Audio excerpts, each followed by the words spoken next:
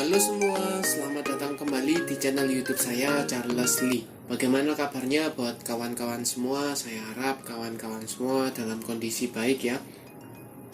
Kemudian portofolionya bisa growth dan tetap hasilkan cuan dari pasar modal Indonesia. Oke, pada kesempatan kali ini saya akan membahas apa? Pada kesempatan kali ini saya akan membahas beberapa saham yang dimiliki oleh Bapak Loh Keng Hong ya, atau LKH.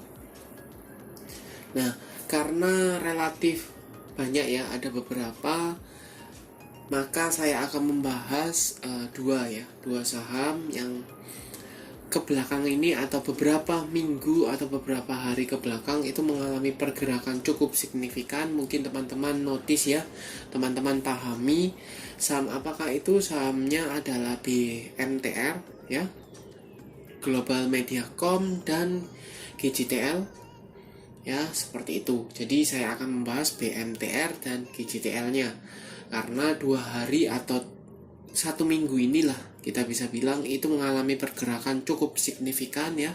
Bahkan di kondisi IHSG-nya yang stagnan ya, sideways, dia masih ngegas ya, seperti itu. Nah, apakah teman-teman bisa entry posisi sekarang? Kemudian apa penyebabnya, atau ada sentimen apa kenapa saham-saham ini mengalami pergerakan atau bahkan rally seperti itu ya? Untuk jawabannya pastikan teman-teman tonton video ini sampai selesai. Buat teman-teman yang mungkin baru pertama kali mampir ke channel YouTube saya ucapkan selamat datang, selamat menonton. Semoga melalui video-video yang kami buat bisa bermanfaat buat kawan-kawan semua. Oke, tanpa panjang lebar ya, kita langsung masuk ke pembahasannya untuk saham yang pertama, yaitu ada Global Mediacom atau BMTR. Seperti yang teman-teman ketahui, saham BMTR 3 hari ke belakang itu rally ya, mengalami kenaikan, dan hari Jumat itu tanggal 7 Juli 2023 mengalami koreksi minus 4,28% ke level 358 ya. Kalau dilihat dari chartnya, ini ada potensi untuk kontinuitas ya, karena ada tekanan, menunjukkan ada tekanan. Tetapi agak sedikit perlu konfirmasi lebih lanjut adalah karena volume yang keluar itu volumenya tidak setinggi atau tidak se-spike pada waktu kenaikannya. Ya, teman-teman bisa lihat di sini kenaikan itu disertai dengan volume yang cukup tinggi. Ya, tanggal 6-nya itu cukup tinggi, kemudian tanggal 7-nya itu koreksi dengan volume yang tidak terlalu banyak ya, tidak terlalu masif. Tapi mungkin bisa jadi ada distribusi di sana, atau mungkin taking profit ya, amankan profit, mungkin seperti itu. Tapi kalau dilihat secara kasat mata, volumenya ya lebih banyak, atau yang keluar itu lebih sedikit ya, seperti itu. Sedangkan garis MACD jelas ya, sudah mulai mengarah ke atas kembali, sudah berpotongan dan mengarah ke atas, menunjukkan apa? Ini mengkonfirmasi sebelumnya ada akumulasi ya, seperti itu. Kita coba cek ke broker summary-nya. Seperti biasa, ini saya coba cekkan melalui Hodge ya, atau Mirai. Kalau dilihat dari broker summary-nya, ini sebenarnya netral. Kalau mau di-compare benar-benar, ada sedikit akumulasi ya, ada sedikit akumulasi. Contoh ini YP ya, YP jual lebih YP beli lebih banyak daripada YP jual ya. CC juga, MG juga, SK ada jual ya, XL ini ada ambil. Jadi mayoritas kalau dilihat ini ada akumulasi ya, ada tampungan tapi disertai dengan sedikit distribusi, tapi overall masih ada tampungan ya. Kalau dilihat dari newsnya, saya coba carikan beritanya ya. Untuk BMTR ini tidak ada berita yang signifikan, tapi yang menurut saya cukup berpotensi mengangkat ya, itu adalah kepemilikan dari BMTR yang mengalami peningkatan atas saham MNC Capital Entertainment atau MSIN. Jadi BMTR ini menambah kepemilikannya di MSIN. Itu yang mungkin bisa sedikit banyak mendorong dari BMTR-nya. Seperti itu ya. Jadi kalau dilihat apakah ada sentimen yang mengangkat, kemungkinan saya lebih prefer atau lebih condongnya ke peningkatan kepemilikan dari BMTR di MSIN. Ya, seperti itu. Nah, bagaimana dengan foreign-nya? Apakah foreign untuk BMTR ini berpengaruh? Saya jujur tidak terlalu mantau BMTR ya. Tapi kalau dilihat dari foreign flow-nya, selama 1 minggu ke belakang ini asing tetap masuk ya.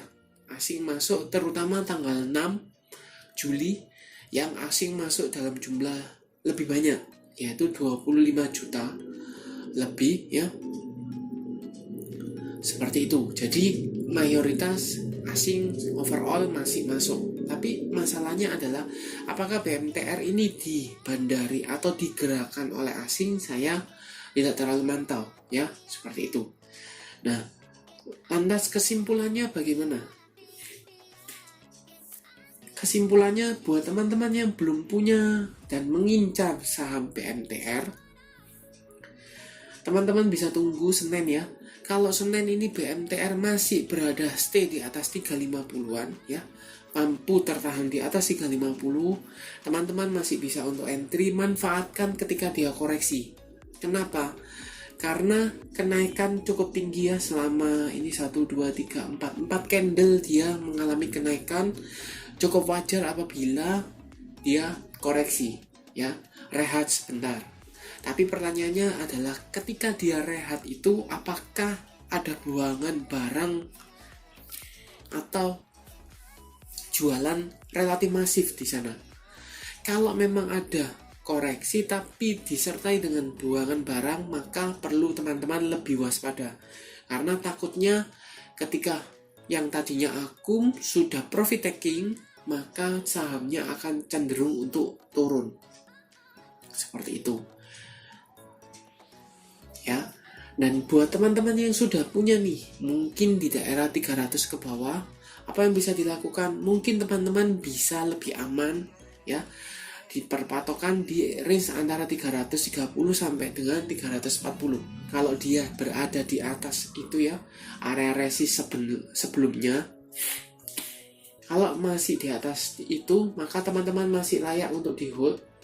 Atau ketika breakdown dari area resist tersebut ya, area support sekarang menjadi supportnya ya, maka teman-teman lebih baik buang barang ya, sebagian itu amankan profit, mungkin masih lebih bisa, lebih enak seperti itu. Tapi kalau teman-teman sabar ya, berpatokan value investing seperti Bapak Lo Keng Hong, mungkin teman-teman masih sangat layak untuk nambah muatan di daerah bawah, hold jangka panjang, karena potensi itu selalu ada, tinggal tergantung preferensinya teman-teman. Apakah teman-teman value investing, apakah teman-teman trading, scalping, seperti itu.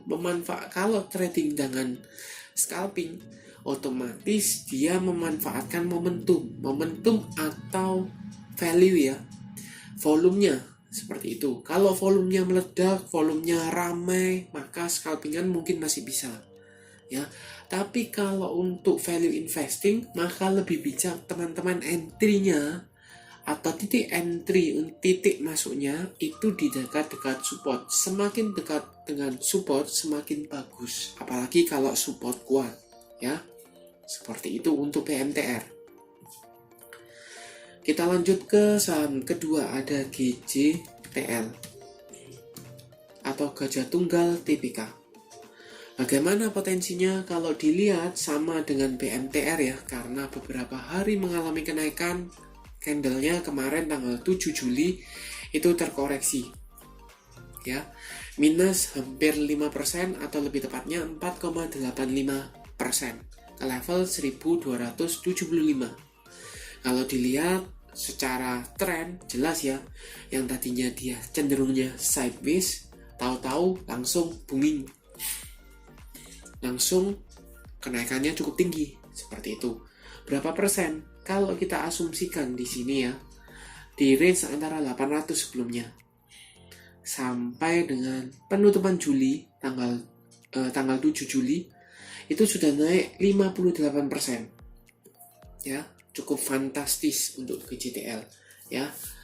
Nah, sama dengan BMTR bahwa volume, kalau teman-teman lihat secara volume, ketika kenaikannya dia tinggi ya, kenaikan tinggi disertai dengan volume, kemudian koreksinya volumenya mengecil, walaupun tidak seperti biasa ya, relatif masih banyak, tetapi kalau dibandingkan volumenya, entry dengan outnya itu lebih banyak entry-nya, atau minimal kalau bisa diartikan secara sederhana masih dipegang ya, barangnya masih dipegang, walaupun mungkin koreksi kemarin dijadikan profit taking itu mungkin masih realistis ya, seperti itu. Kenaikannya 60%-an ya cukup wajar kalau taking profit.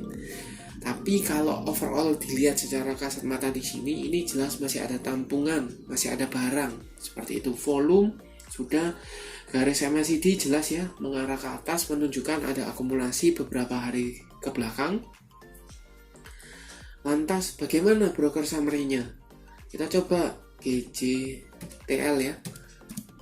Untuk GJTL overall ya, di sini teman-teman bisa lihat ada bongkaran barang ya, GR, PD ini bongkaran barang, ada yang nampung, ada CC, BK ya, XC ini nampung, ada tampungan. Overall ada sedikit akumulasi ya, tanggal 7-nya ya. Ada tampungan, ada buangan sedikit ya, ada buangan sedikit, memanfaatkan momentum mungkin bisa seperti itu. Kemudian foreign flow-nya, kalau dilihat GJTL ini outflow atau inflow asing masih masuk ya, asing masih cenderung masuk ke GJTL ya. Dilihat dari beberapa minggu ini cenderungnya masih menghijau, berarti inflow-nya asing masih ada di sana. Nah, kalau dilihat secara news ya, kita coba cek di sini. Dilihat dari newsnya itu tidak ada pergerakan signifikan ya, ataupun adanya berita yang signifikan mengangkat dari GJTL ya. Kalau dividen jelas dia GJTL absen membagikan dividen ya. Kemudian untuk kepemilikan dari Bapak Lokeng Hongnya masih tetap ya, masih memiliki saham di GJTL dan kayak sepertinya masih hold ya, masih hold seperti itu. Nah, kita kembali ke chartnya. Pertanyaannya adalah apakah bisa entry sekarang dengan kenaikan 58%-an ya? Kita bisa cek di sini 58%-an. Menurut saya kurang bijak. Kenapa? Karena sudah profit lebar. Kenapa? Bayangkan ketika teman-teman tidak usah di 800 lah, kita asumsikan di 900 saja sudah profit 30%-an lebih ya, seperti itu. Nah, yang bijak bagaimana? Kalau menurut saya lebih bijak biarkan GJTL ini terkoreksi ya, terkoreksi dulu, mungkin 1-2 hari akan lebih bijak. Tapi kalau mau lebih aman ya, teman-teman mungkin bisa tunggu di area 1100, atau kalau seandainya lebih dikasih koreksi lebih dalam itu di level psikologi 1000 ya, di sini. Tapi antara dikasih atau tidak saya tergantung marketnya ya, seperti itu. Tapi overall kalau dilihat dia memang terkoreksi dan belum bisa dikatakan break dari level 1300, walaupun candlenya ini menyentuh level 1300, kemudian koreksinya pun masih di area 1300 ya, tapi belum bisa dikatakan breakout maupun breakdown ya, masih stay di sana. Kalau seandainya betul bahwa dia akan melanjutkan koreksi, memberikan kesempatan untuk profit taking, maka akan kecenderungannya koreksi di area 1200-an ya, di area sini, lanjut koreksi di area sini. Tapi kalau seandainya market makernya merasa bahwa masih bisa digas lagi, masih bisa di up lagi, maka untuk naik mungkin masih bisa, tapi sudah terbatas. Kenapa terbatas? Karena mereka kan sudah punya di daerah bawah di 800-an. Mereka sudah posisi, kalau kita boleh ngomong itu posisinya sudah profit. Jadi dijual pada waktu opening pun, pada waktu harga berapapun, mereka sudah profit. Sedangkan teman-teman yang belum punya mau entry, mau ambil sekarang, teman-teman kalau entry sekarang, kalau naik baru teman-teman bisa untung. Itu pun baru tipis kan. Kecuali kalau sudah naik 5-6% seperti itu. Tapi kalau 5-6% mereka sudah untung 50%an kan di bawah. Tambah 5-6% bisa sampai 60 bahkan 70%. Seperti itu. Nah, kecenderungannya mereka untuk melepas kalaupun seandainya tidak memungkinkan dan di out atau di cut loss di sana, teman-teman rugi, mereka untung. Ya, jadi pertimbangannya seperti itu. Kalau mau is okay, lebih disiplin aja cut loss, takutnya dibawa turun kembali akan lebih susah. Ya, seperti itu. Nah, kemudian ini sudah ya GJTL. Kemudian bagaimana buat teman-teman yang sudah punya di daerah bawah di level 800-an atau 700-an. Kalau teman-teman mau atau sabar ya, maka teman-teman bisa tunggu, amankan profitnya itu bisa tunggu selama masih berada di atas MA50, masih sangat layak di hold. Karena kalau teman-teman berpatokan secara sistematikannya value investing, maka masih sangat layak untuk di hold karena posisinya dia masih uptrend, masih sangat berpotensi. Ya, terutama ini kan bergerak di ban ya. Ban semakin banyak industri atau penjualan industri bannya atau mobilnya semakin banyak, otomatis ban masih sangat dibutuhkan ya.